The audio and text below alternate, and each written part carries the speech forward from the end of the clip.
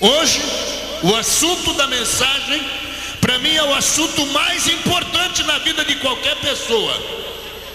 O assunto desta noite fala sobre a mais importante de todas as perguntas que o homem pode fazer. Esta pergunta está vinculada à sua saúde. Essa pergunta está vinculada à sua eternidade. Essa pergunta está vinculada à sua salvação. Esta pergunta está vinculada à tua satisfação, à tua felicidade.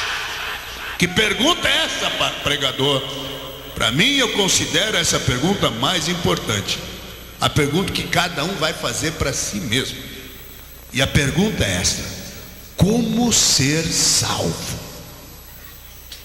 Para mim, não existe pergunta mais importante do que essa.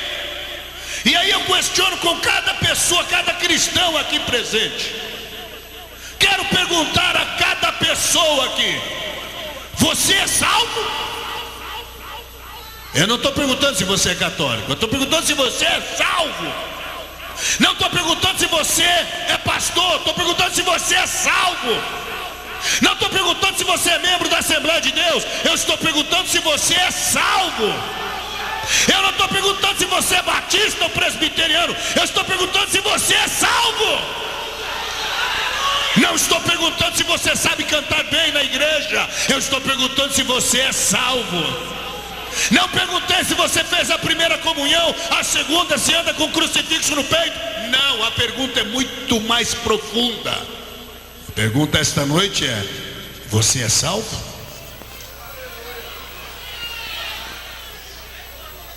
Todo mundo diz que a sua religião leva ao céu. O católico romano diz: não, quem vai para o céu é a minha igreja. O presbiteriano está dizendo: não, quem vai para o céu é a minha igreja. O crente da Assembleia de Deus está dizendo: não, quem vai para o céu é a minha igreja. O crente da Universal do Reino, que anda quebrando o santo por aí, diz: não, quem vai para o céu é a minha igreja. O crente da Deus e Amor está dizendo: não, Davi Miranda diz que quem vai para o céu é a nossa igreja. O Espírito está dizendo: não, quem vai para o céu é a minha igreja. A LBV está dizendo: não, é o Paiva Neto e o Zaruco disseram que quem vai para o céu é a minha igreja. Todo mundo quer ir para o céu, todo mundo diz que está certo. E aí vem o problema: se todo mundo diz que está certo, alguém pode estar errado.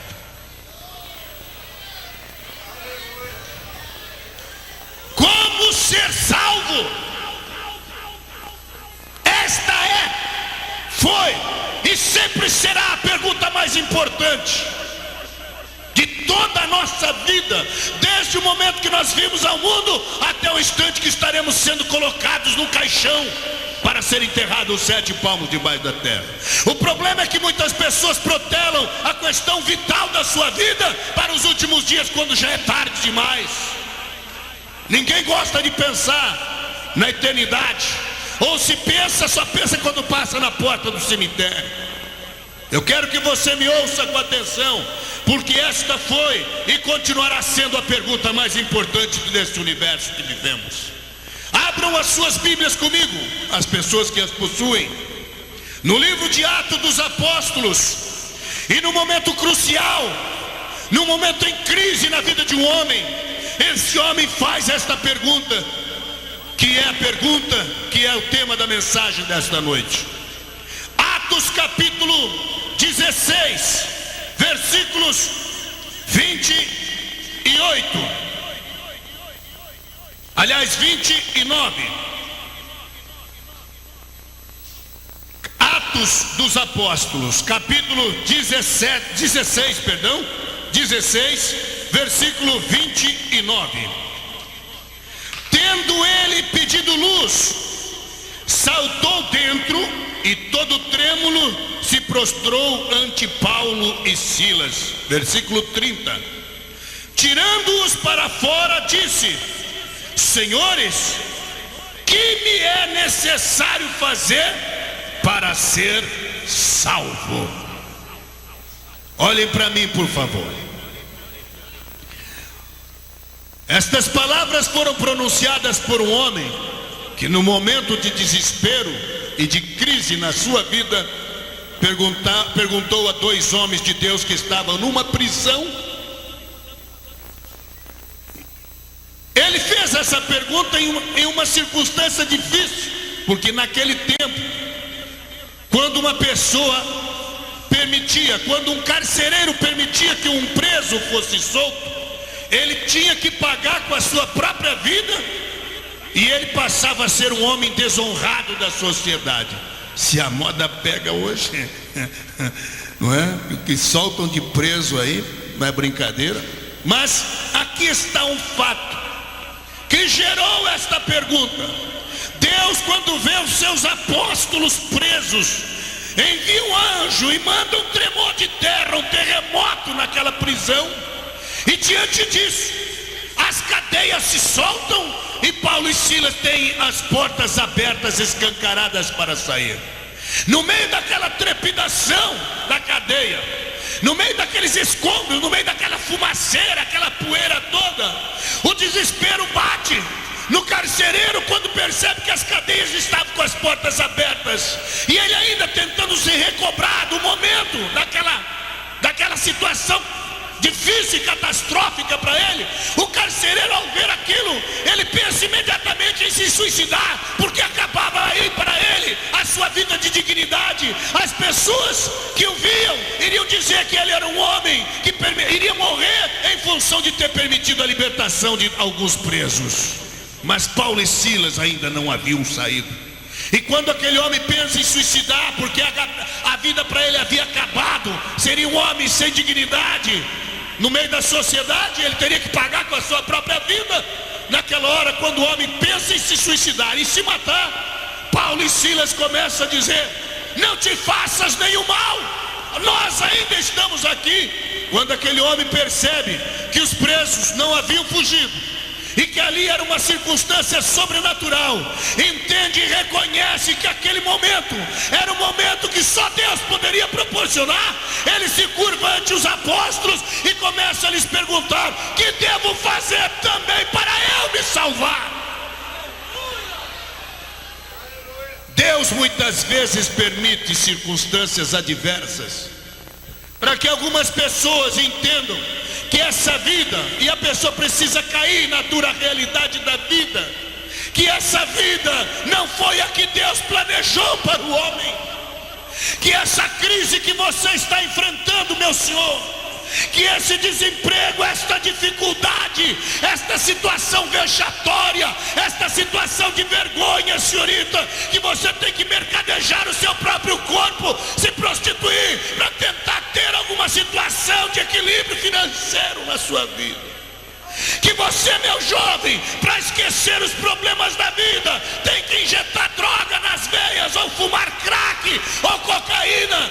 Isso é uma situação anormal, mas você procura recorrer a isso, pensando que isso vai resolver o teu problema. Não, se isso está acontecendo na sua vida, eu quero dizer que Deus está vindo hoje e vai causar um terremoto na sua vida a partir desta noite.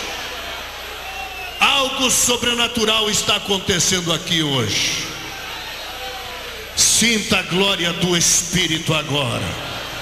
Na autoridade do Senhor eu declaro: algo sobrenatural está acontecendo aqui no centro de Piracicaba. A glória do Espírito está envolvendo este lugar. E você está sentindo uma coisa diferente, meu jovem. Você que está com essa maldita droga no bolso, você sabe que Deus reservou esta noite para conversar com você que anda escondido aí debaixo desta árvore.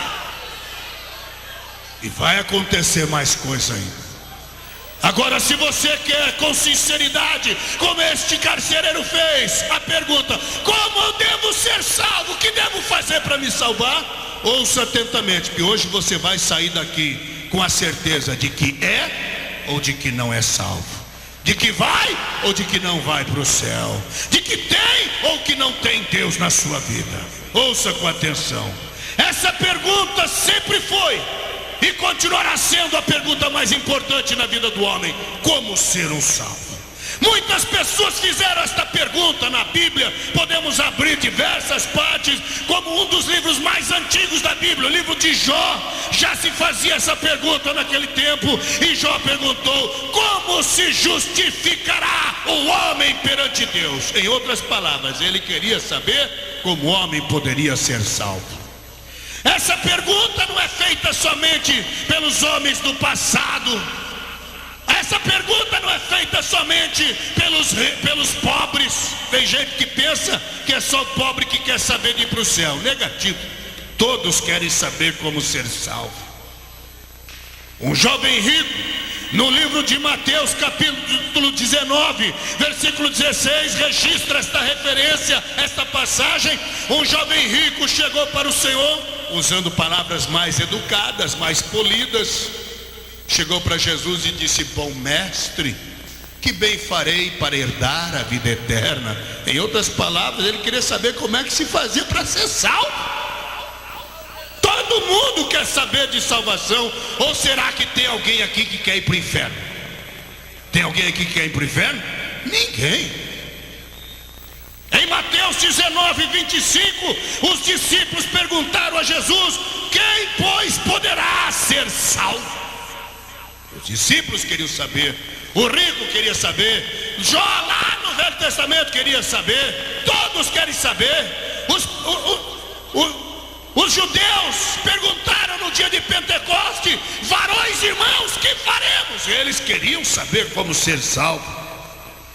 Se vocês abrirem em Lucas 13, 23, algumas pessoas perguntaram para Jesus: Senhor, será que são poucos os que irão se salvar? Já naquele tempo havia uma preocupação estatística de quantos haveriam de subir aos céus.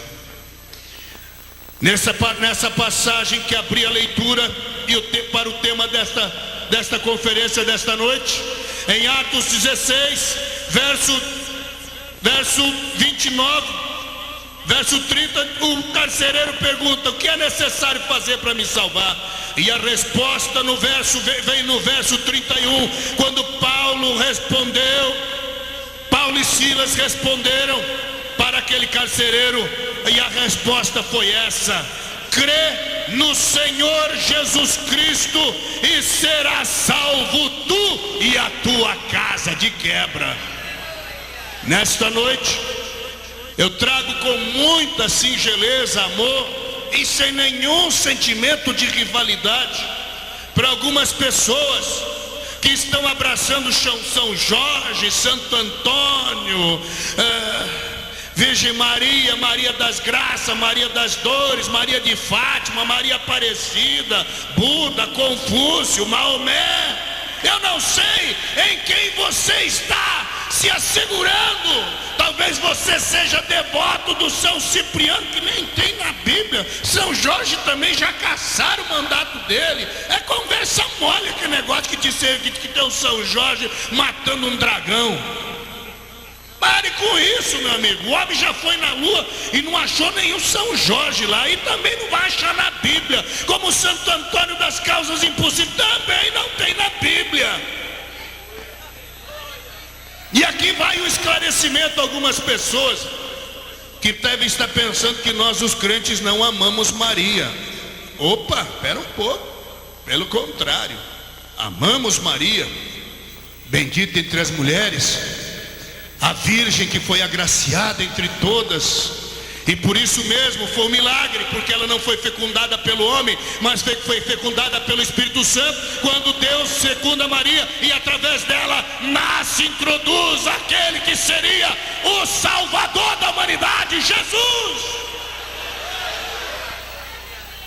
Vejam que Paulo não disse aqui, olha, para o carcereiro: creia na Virgem Maria, não. Creia no São Paulo, não. Creia no padre, não. Creia no pastor, não. Ele nem disse: creia em mim, será salvo tu e tua casa. Ele não disse: creia no Santo Antônio. Não, senhores. Paulo diz: crê no Senhor Jesus Cristo e será salvo tu e a tua casa. Não há nenhum desrespeito.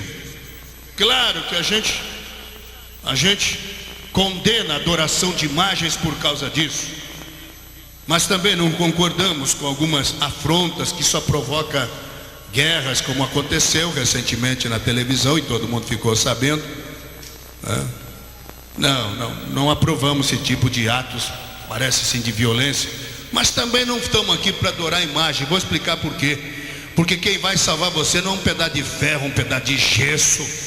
seja de... Aliás, esse negócio de Maria é um problema sério, porque eu sei que Maria, mãe de Jesus, a Virgem, a bendita, né, era uma. Aí vocês têm que também entrar num acordo, porque se a Virgem Maria, mãe de Jesus, era branca, então parece que está errado. Se a Virgem Maria, a mãe de Jesus, estava bronzeada, era preta, então Jesus tinha que nascer pretinho também. Ou quem sabe podia ser uma asiática, ia nascer parecido comigo. Já pensou daqui uns dias começar a fabricar uma Maria para os sacoleiros que vão lá para o Paraguai, movida a pilha, feito cara de japonês? Não dá. Que chora. Não, meus amigos, por favor, não há nenhum desrespeito, mas você tem que entender que a mãe de Jesus era uma só, né? Então vocês têm que também entrar num acordo. É aquela ou aquela, porque a gente não quer enganação, né? Não quer que você seja enganado. E estamos aqui exatamente para isso, para que as pessoas tenham um encontro com Deus. E quem é o nosso Salvador? Maria, André, Buda, Filipe, Tiago, Maomé, Confúcio? Não.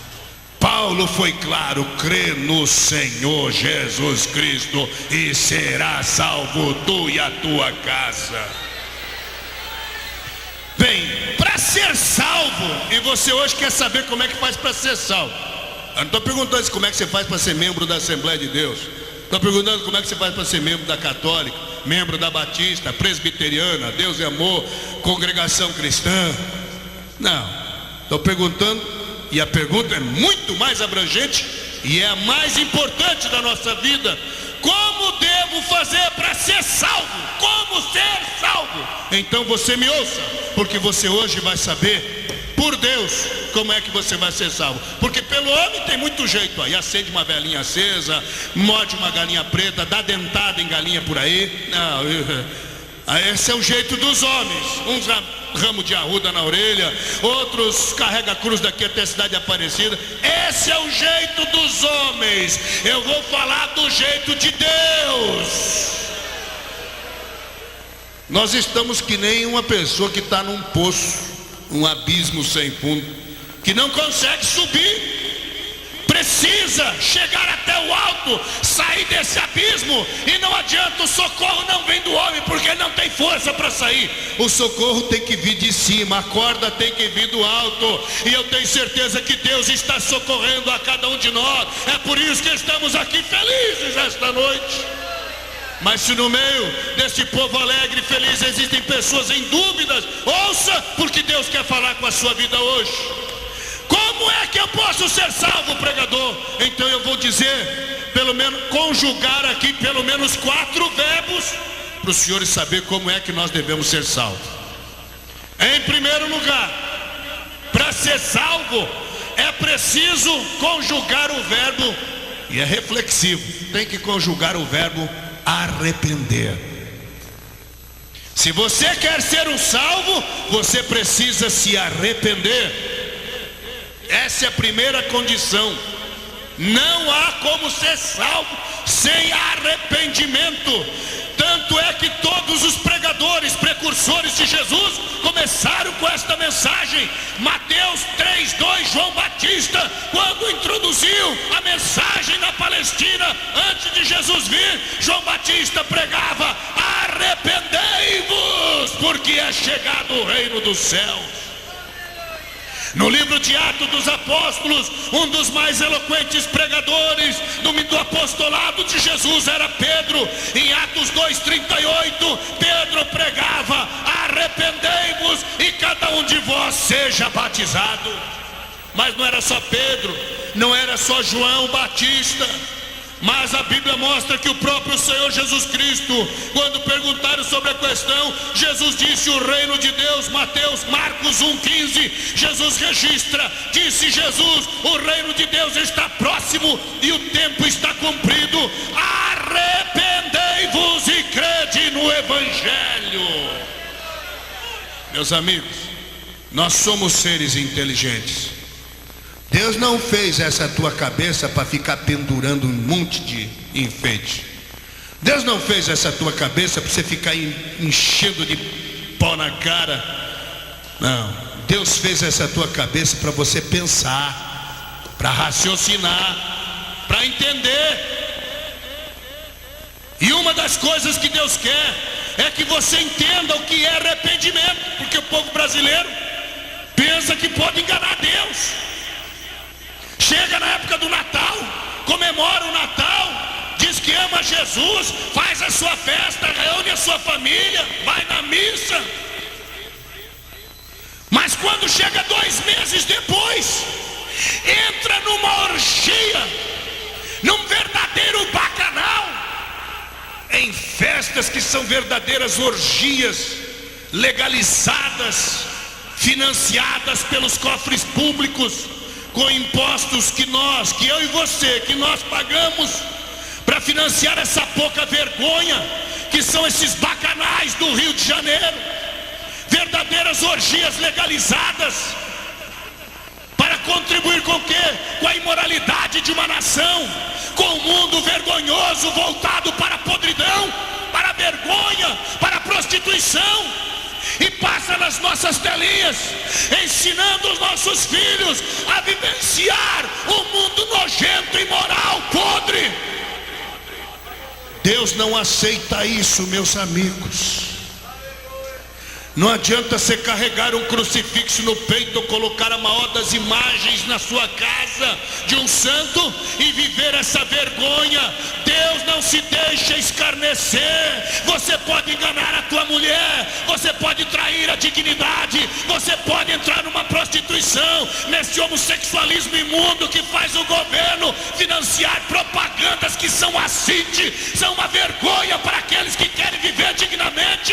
E nós muitas vezes, as pessoas têm que desligar o televisor para ver propaganda de preservativo, como se todo mundo vivenciasse aquela prática nojenta do homossexualismo que a Bíblia diz: ficarão de fora os efeminados. A Bíblia fala sobre isso. Eu não aceito isso. Em qualquer outro livro pode dizer que aceita, mas Deus não aceita, porque o meu Deus é santo, santo, santo, santo, santo, santo, santo.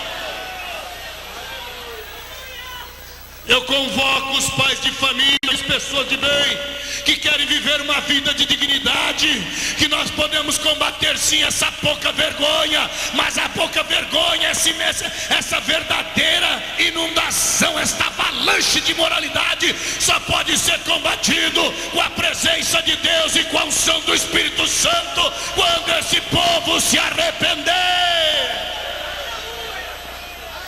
A Bíblia diz: quando esse povo se arrepender e se humilhar, então eu virei e sararei essa terra ferida.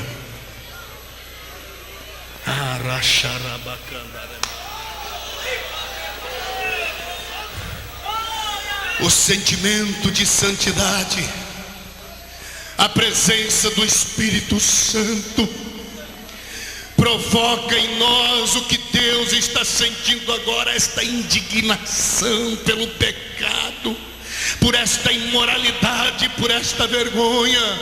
E a presença do Espírito Santo está vindo sobre esta multidão esta noite, e Deus está dizendo: arrependei-vos.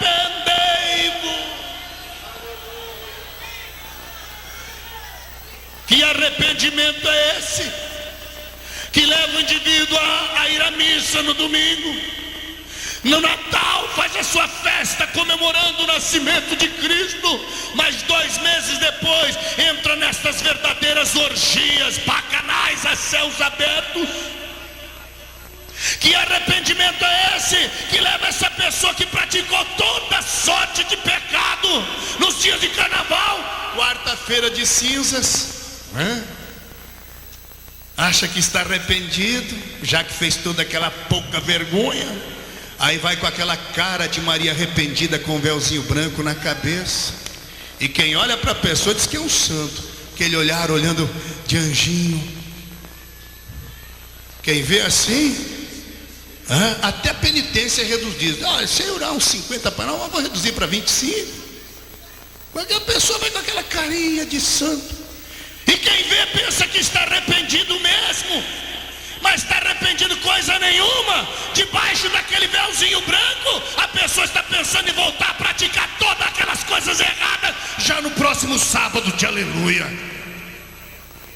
Você pode enganar o teu marido, você pode enganar a tua esposa, você pode enganar o teu filho que chama você de paizão, que pensa que você é um super-homem.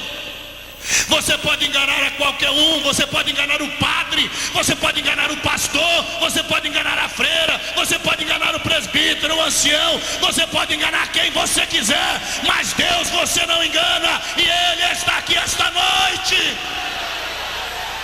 Sinta a presença de Deus agora na sua vida, sinta a glória do Senhor na sua vida agora, e diga esta noite: Senhor, eu me arrependo. Arrepender é procurar nunca mais fazer aquilo que fez de errado. Alguma coisa está errada. Vão nas missas de manhã, comungam, vão aos cultos, mas nunca tiveram as suas vidas transformadas. Cantam na igreja, dizem amo a Deus, mas praticam mal, não pagam conta, passa cheque sem fundo, rouba, mata, trai, adultera, mente, engana. Que arrependimento é esse? Está querendo enganar quem? Eu estou vendo o rosto de todos vocês aqui, mas o meu Deus não está olhando o rosto de vocês. Os olhos de Deus são mais fortes do que um raio laser. Ele está penetrando no impenetrável, sondando o insondável. O meu Deus não está olhando a cor do teu cabelo, o formato do teu rosto, a cor da tua blusa, o tamanho do seu paletó, não. O meu Deus está olhando o seu coração agora e sabe o que é que você está pensando. Sinta a presença de Deus dizendo: arrependei-vos. Sinta Deus falando esta noite: arrependei-vos, arrependei-vos, porque é chegado o reino do céu. Depois da pessoa se arrepender, é preciso fazer mais uma coisa. Diz que pelo menos 4 coisas precisamos fazer para a salvação da nossa vida. E você quer saber como é que vai ser salvo? Então, primeiro é arrependimento. Segundo, a segunda condição para ser salvo: tem que crer no Evangelho. Por quê? Porque tem gente que até se arrepende, mas vai crer numa vaca. Por exemplo, na Índia, eles adoram 6 milhões de deuses diferentes. A vaca é um deus. Eu me lembro que estive na residência de um missionário meu, amigo, e no período das vacas nem magras, magérrimas, não é?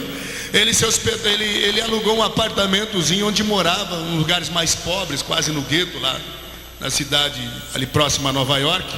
Para poder ter um aluguel mais barato, alugou um apartamento onde os vizinhos eram hindus. E aí ele foi saber por que o aluguel era tão barato. É que hindu é o seguinte: pessoas que vêm da Índia, eles adoram tudo como Deus, desde o percevejo, a pulga até a vaca, tudo é Deus para eles. Então eles não matam a pulga, não matam a barata. Imagina a vizinhança, o incômodo que isso não causava. Aumentava por todo lado, aí não ficava restrito ao apartamento deles, ia para os apartamentos vizinhos. Meus amigos, a pulga, a barata é muito sem vergonha para ser o nosso Deus. Eu te ofereço um Deus melhor, maior, muito maior. Meu Deus não é aquela galinha preta que você já deu dentada nela. Meu amigo, para de matar galinha preta nessa época de dificuldade econômica, quase recessão. Em vez de ficar matando galinha, galinha não é Deus coisa nenhuma. Você quer ser feliz? Leva a galinha para casa, despena ela, não na dentada, mas dá um banho quente nela, tira as penas, faz um ensopado gostoso que você vai ganhar muito mais. Aleluia, aleluia. Nesta noite eu quero te oferecer salvação que não é movida a galinha preta, urucubaca, patuá, figa, trevo de 4 folhas, ramo de arruda, gato, lagartixa, cobra, nada disso. Eu te ofereço a salvação em Cristo Jesus.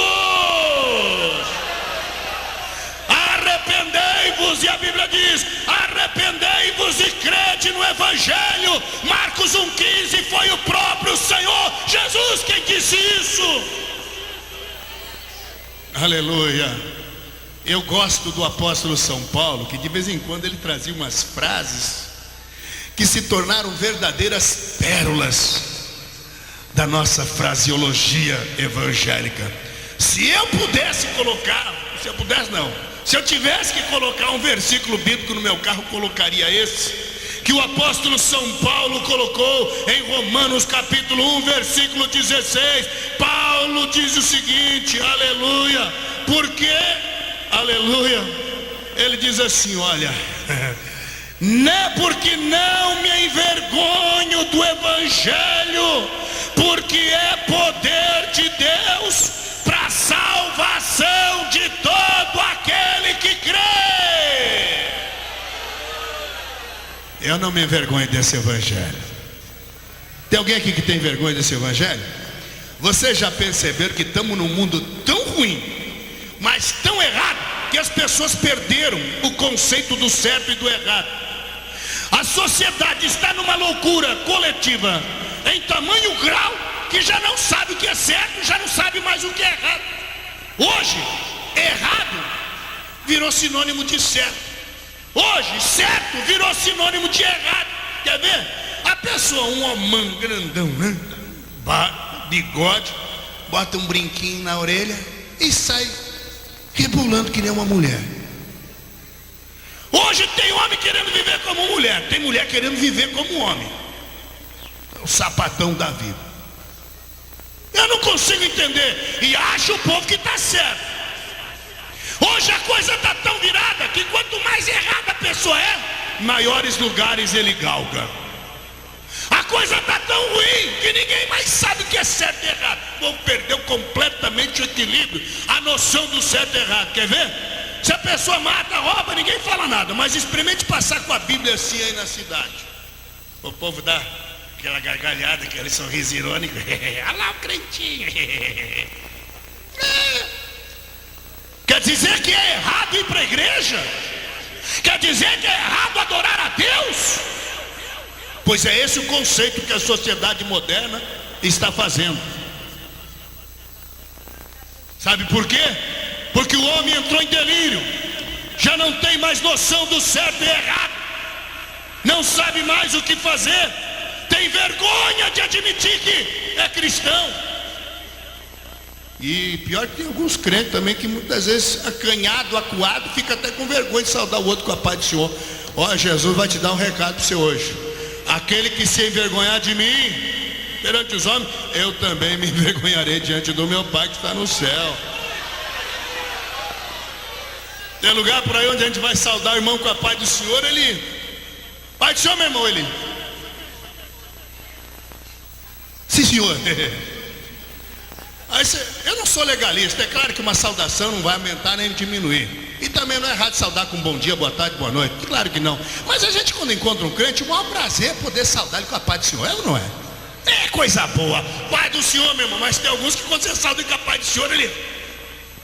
Pastor. Outros, sim senhor.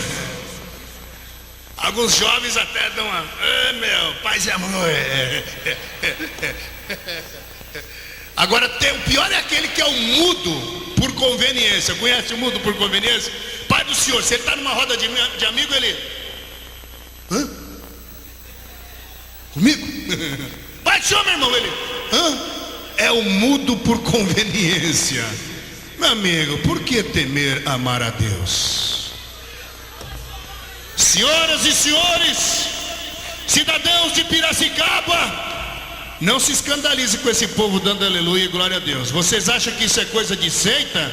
Acha que é errado glorificar a Deus? Você não acha que é muito melhor glorificar a Deus do que ficar falando mal da vida do outro? Não é muito melhor dar glória a Jesus que ficar gritando o nome de Romário, de Bebeto, do animal Edmundo? Um brasileiro não tem moral para criticar os crentes, porque esse país todo mundo gosta de futebol, até os crentes.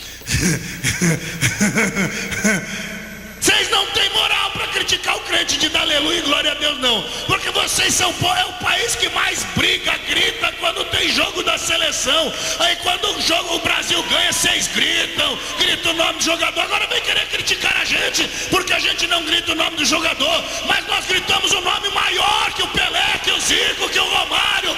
Nós glorificamos, não é o rei do futebol. futebol, mas glorificamos o nome do Rei dos Reis, o Senhor dos Senhores. Aleluia! Levante a sua mão e glorifique a Deus. Ei, isso é melhor que qualquer jogo da seleção, porque a melhor seleção do mundo ainda perde jogo. O nosso time não perde nunca, e Jesus está dando de 1000-0 no diabo hoje. Glorifica a Deus, sinta a glória do Senhor. Nós não nos envergonhamos de glorificar o nome, o nome, o nome, o nome de Jesus. Glória, aleluia.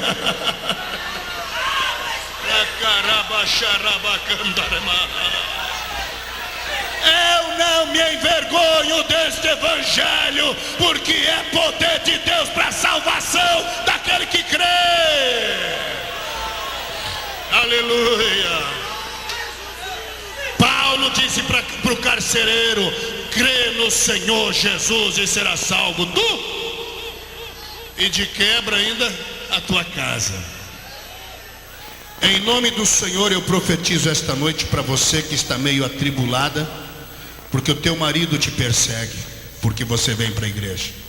Em nome do Senhor eu digo a você que sofre as perseguições de parentes, você que está aqui triste porque tem filho na sua casa que está caminhando para as drogas, ou pessoas que te ridicularizam porque você está vindo à igreja. Os demônios vão querer fazer isso, usando pessoas próximas a você. Mas não se atemorize, não tenha medo, porque o meu Senhor está dizendo a você, aleluia, será salvo tu e a tua casa. Eu digo esta noite em nome de Jesus e com a autoridade que esta palavra me dá, o teu problema já foi resolvido lá na tua casa. Glorifica a Deus, glorifica a Deus, glorifica a Deus, glorifica a Deus. 1000 cairão ao teu lado, 10.000 à tua direita, mas tu não serás atingido. Se agarre no Senhor e diga: ainda que eu andasse pelo vale da sombra da morte, não temerei mal algum, porque tu estás comigo. Sinta a glória de Deus agora.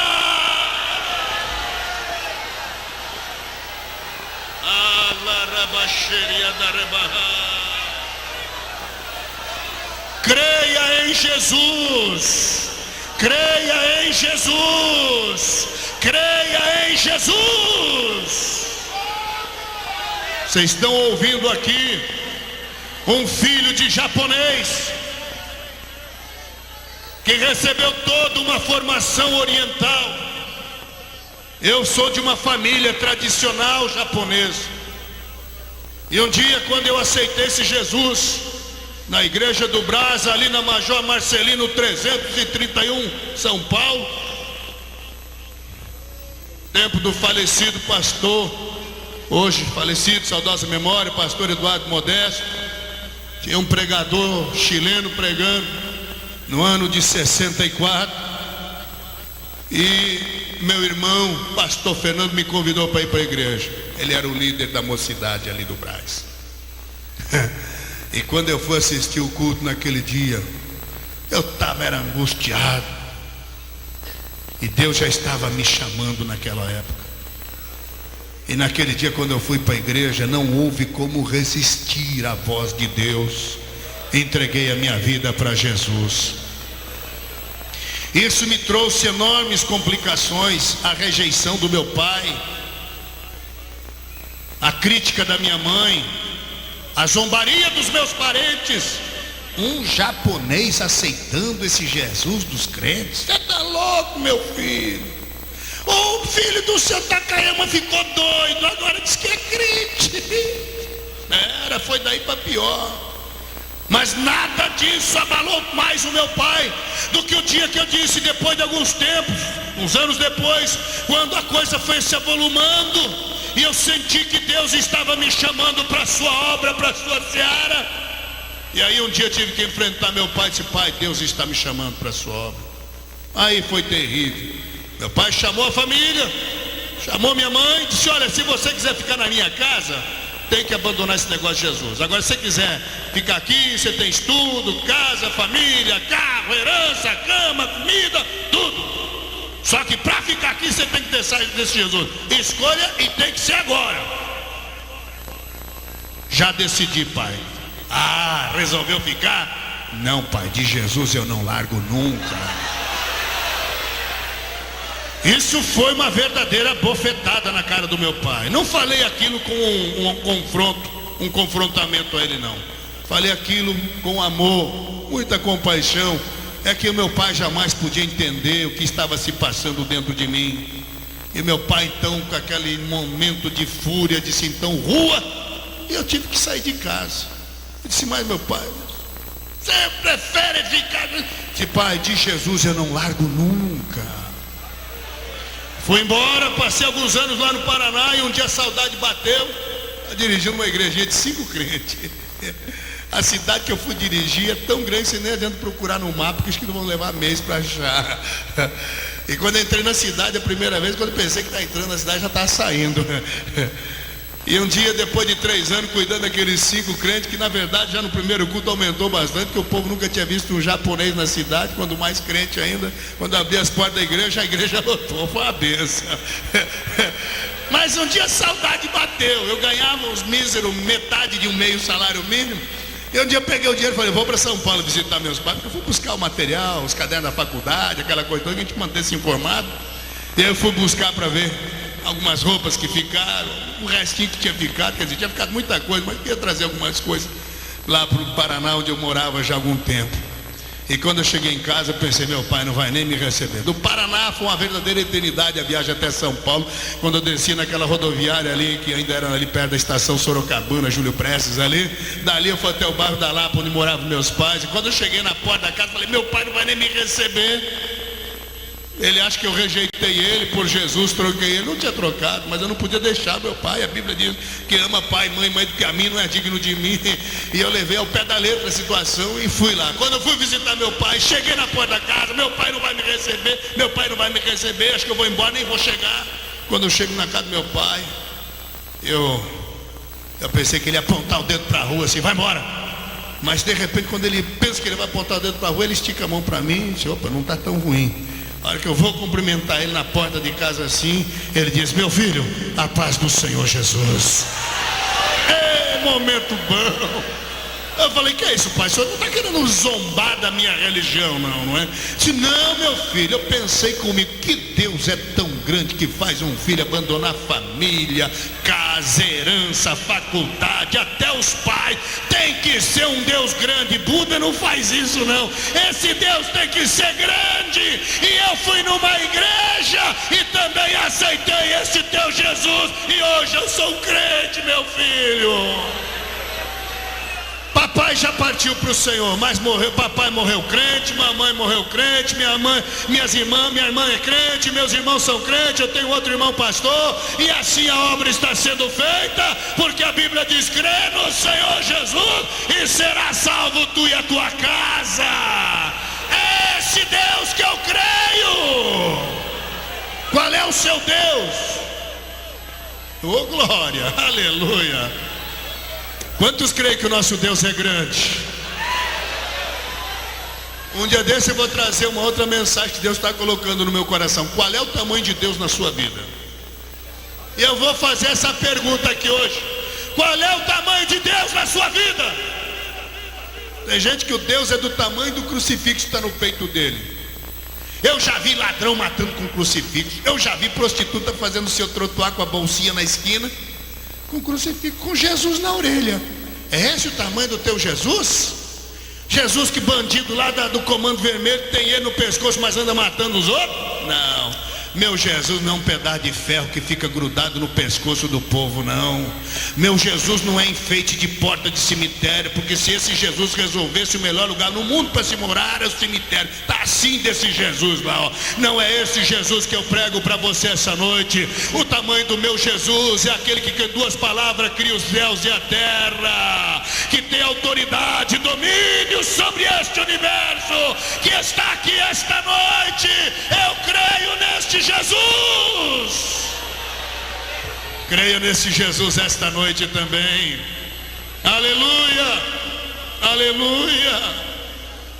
Depois de arrepender e crer em Jesus, tem uma terceira coisa que vocês precisam fazer. O que é, pastor? Ainda tem mais alguma coisa? Tem mais duas coisas que você precisa fazer. Primeiro, arrepender. Depois, crer. E em terceiro lugar, o que é preciso para fazer para ser salvo? Em terceiro lugar, é preciso obedecer. Aleluia. Sabe o que é que o Senhor Jesus disse um dia?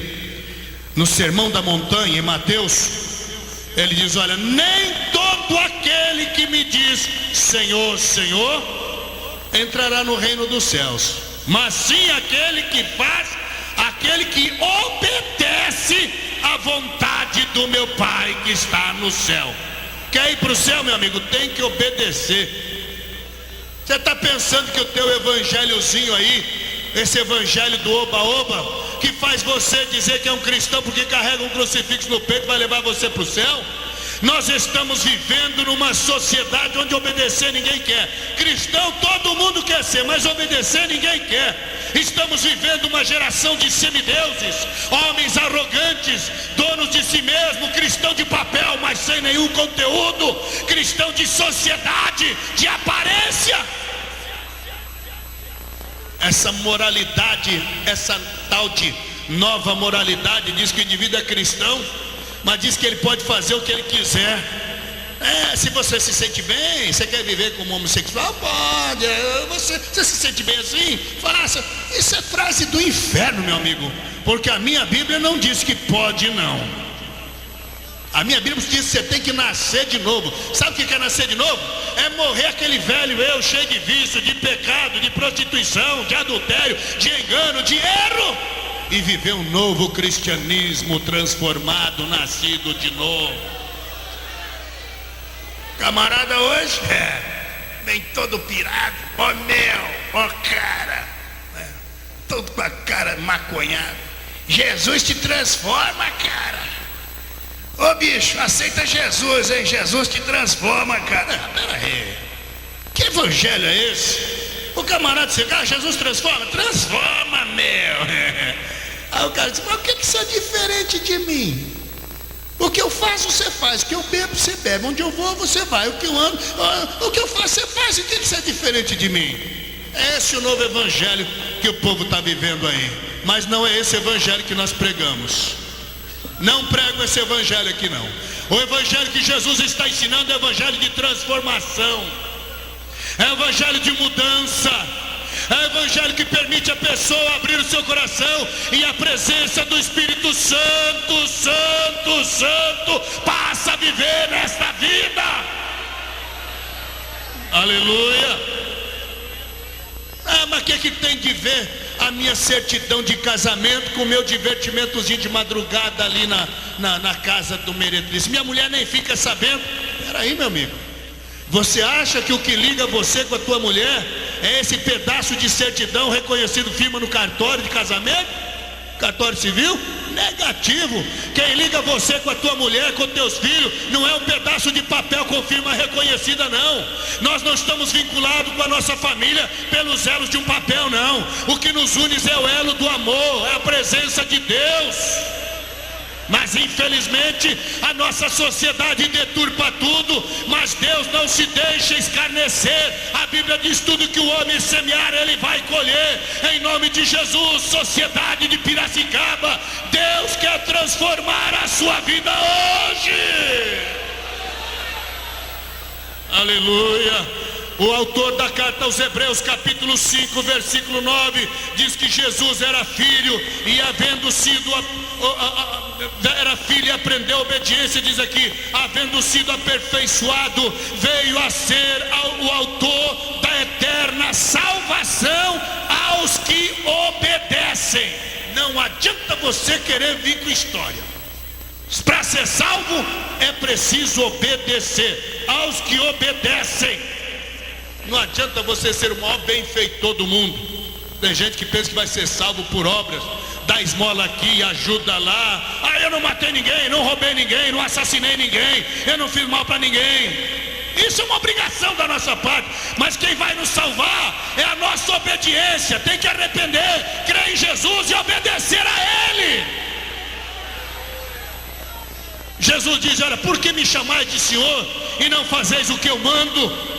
Não adianta dizer que Deus é Senhor da sua vida, cantar com Roberto Carlos: ei, Jesus Cristo, eu estou aqui. Não adianta isso, não. Não adianta você dizer: Jesus Cristo, eu estou aqui. O que é preciso é saber se Jesus está aí na tua vida. Aleluia. E pior é que tem cristão procurando esse figurino para ele. Muitas vezes se afasta do caminho da verdade para ir no oba-oba da vida, nesse tipo de evangelho que não tem compromisso com nada, não tem compromisso com tudo, menos com Deus. E aí perde o dom espiritual, perde língua estranha, não quer mais, porque agora sou pessoa da alta sociedade. Eu não vou dar aleluia no meio. E pior ainda, tem gente que está levando isso para as igrejas. Olha, na igreja não precisa dar aleluia, não. Não dê glória a Jesus, não, senão vai escandalizar os amigos da sociedade que eu vou trazer. Pastor, não deixa o povo dar glória a Deus, não. Qual é a resposta? Sai para lá, Satanás. Nós vamos glorificar a Jesus até o dia da volta dele. Vamos obedecer, sim. Receba nesta noite a glória do Senhor. É este evangelho de Pentecoste, de poder, de unção, de graça, de transformação, de revestimento e de vitória. Sinta o poder de Jesus Cristo na tua vida agora. Sinta o poder de Jesus Cristo na tua vida agora. Sinta o poder de Jesus agora. A presença do Espírito Santo está aqui. E quem sente a glória, quem sente o poder do Espírito, glorifica o Senhor. Sente a glória do Senhor, reveste-se da presença do Senhor, porque salvação é arrepender, é crer em Jesus e obedecer esta palavra.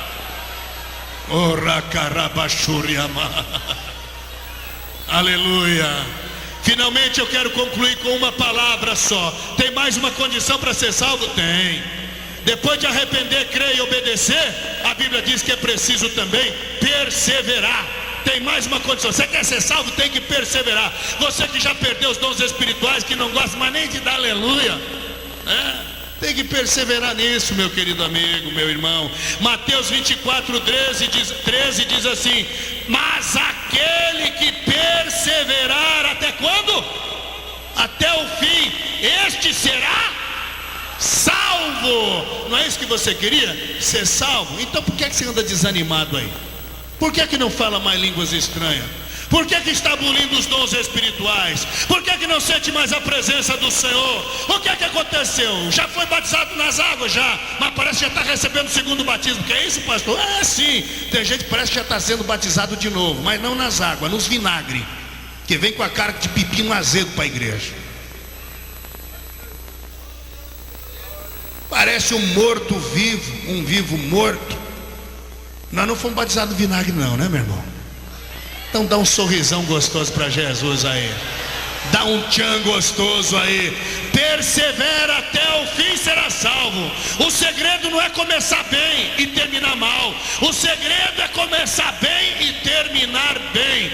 Estamos chegando perto do arrebatamento da igreja.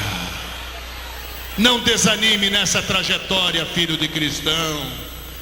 Eu estou desanimado porque eu não vou com a cara daquela pessoa. Eu não gosto do fulano. Não vou com a cara daquele pregador que pregar na televisão. Me decepcionou, fracassou. Ora, que culpa Jesus Cristo tem se os homens te decepcionam? O homem pode decepcionar você, mas Jesus não decepciona nunca. Persevera até o fim, que Ele está contigo. Ele está dizendo: eis que eu estou todos os dias convosco até a consumação do século. E não vai ser o diabo que vai enganar e tirar essa tua salvação hoje. Glorifica a Deus. Sai da frente, Satanás, que esta multidão está caminhando em direção aos céus. Aleluia. 1000 cairão ao teu lado, 10.000 à tua direita, e tu não serás atingido. Sai da frente, Satanás, porque a glória de Deus está no meio do povo de Deus. Sinta o poder de Jesus Cristo agora. Esta igreja vai caminhando triunfante, e aqueles que quiserem ser salvos, venha perseverar conosco, ser fiel até o fim, e dar-te-ei a coroa da vida. Sinta o poder de Jesus Cristo nesta noite. Eu disse que você estaria sentindo algo aqui, porque esta é uma reunião sobrenatural. Hoje a presença do Espírito está aqui. E hoje você sabe, meu senhor, cidadão de Piracicaba, que Deus está falando com você, com cada pessoa aqui presente. Se você quer outra coisa, o problema é seu. Mas se você quer ser salvo, hoje Deus está dizendo que você tem que se arrepender desta vida errada. Você tem que crer em Jesus Cristo, tem que obedecer a palavra e tem que perseverar até o fim. Levante a mão toda a igreja mais uma vez e glorifique ao Senhor. Eu quero concluir esta noite e dizer a cada amigo desta cidade que não há coisa melhor na vida do que ter a convicção da salvação em suas vidas. E hoje Jesus Cristo está aqui, e não sou eu que está lhe convidando, não sou eu que estou te convidando, mas é Jesus Cristo que está te oferecendo uma oportunidade para você encontrar o caminho. Você já não se encontra mais, você está pensando em droga, suicídio, acha que a vida é uma desgraça, não tem mais paz na alma, já pensou nas drogas, muitas vezes procura esquecer os teus problemas nas drogas, na bebida, na cachaça, muitas vezes procura se definhar em prostituição e não sabe mais onde encontrar paz. Hoje Jesus está passando aqui, está te oferecendo uma oportunidade para que você seja salvo. E no meio desta multidão existem pessoas que estão dizendo: meu Deus, eu preciso ser salvo. E hoje eu sinto Deus falar neste lugar. Meu amigo, esta é a razão desta multidão estar aqui, para que você também faça parte desta multidão e vamos caminhar para o céu mesmo, aleluia. Mas hoje é preciso que você faça a sua decisão. Ninguém pode entrar no céu sem ter uma decisão. A Bíblia diz: tem que se arrepender, tem que crer, tem que obedecer, tem que perseverar. Se você quiser ser salvo, hoje você deve estar dizendo: pastor, eu quero fazer tudo isso na minha vida, qual é o meu procedimento? Então nesta hora eu vou fazer um desafio a todos quanto querem ser salvos. Se você, senhorita, hoje quer ter um encontro com Deus e quer salvação na sua vida, eu quero que você levante a sua mão assim, olha. Eu vou orar por você. Levante a mão. Todos que querem ser salvos, estão dizendo: hoje eu preciso de salvação, a minha vida estava errada, mas a partir de hoje eu quero ter Deus na minha vida. Eu quero ser. Levante a mão, permaneça com a mão levantada. Olha, muita gente com a mão levantada aqui, espalhada no meio do povo. Eu vou pedir que os nossos irmãos abaixem a corda. Eu vou lhe dar uma oportunidade a você, meu amigo, que precisa do encontro com Jesus, a você ter um encontro com Ele mesmo agora. E você deve estar dizendo: pregador, como é que eu faço para ter um encontro com Jesus? Você agora que levantou a mão, vem aqui à frente agora, nós vamos orar por você. Eu preciso deixar esses segundos de orientação, porque estas palavras vão ajudar muito vocês. Um dia eu estava na mesma posição que vocês. Da mesma maneira como vocês estão vindo hoje, eu fiz isso um dia, aceitei Jesus. Mas no meio da minha trajetória, houve contrariedades tremendas. Pessoas que me chamavam de doido. O diabo vai querer usar exatamente pessoas próximas a você para dizer para você: olha, não vai mais lá, isso é bobagem. Não dê ouvidos a esta voz. Esta não é a voz que vem de Deus. E aí vocês vão dizer: mas pastor, como é que eu faço para continuar seguindo? Eu vou dar um exemplo e vocês vão entender. Todos os dias, quando vocês vão sair, vocês vão para o trabalho, para a escola, ou para onde. Vocês podem sair sem se alimentar? Não dá, não é? A gente nem comer, almoçar, tomar café, jantar. Por quê? Para ter saúde, tá certo? Assim, se a gente não se alimentar, não temos força nem para raciocinar ou para trabalhar. Se vocês vão fazer uma corrida, uma maratona, tem que se alimentar bem, senão não tem força. O nosso corpo físico exige alimento para se manter com vida. Muito bem. Nós não somos só corpo físico, nós temos também uma alma. E é essa alma que faz você sentir vazio, faz você acordar às 3 horas da manhã e mexer com a tua consciência. Ela que faz você saber se está certo ou está errado. E é essa alma que estava meio amortecida e vocês não tinham força. E hoje vocês vieram aqui à frente porque vocês têm uma alma que está ansiando por salvação, anseia por salvação. Sabe por que ela conseguiu vir até aqui à frente? Vocês conseguiram vir aqui? Porque hoje vocês receberam um alimento Alma não come arroz, feijão para ter saúde. Alma se alimenta da palavra de Deus. É por isso que vocês conseguiram vir hoje. Mas se vocês pararem de se alimentar dessa palavra, o diabo vai encher vocês de veneno, de drogas, de tóxicos espirituais, dizendo que vocês não precisam vir, que isso é bobagem. E aí vocês não vão ter mais forças para vir à igreja. O pastor vai orar por você.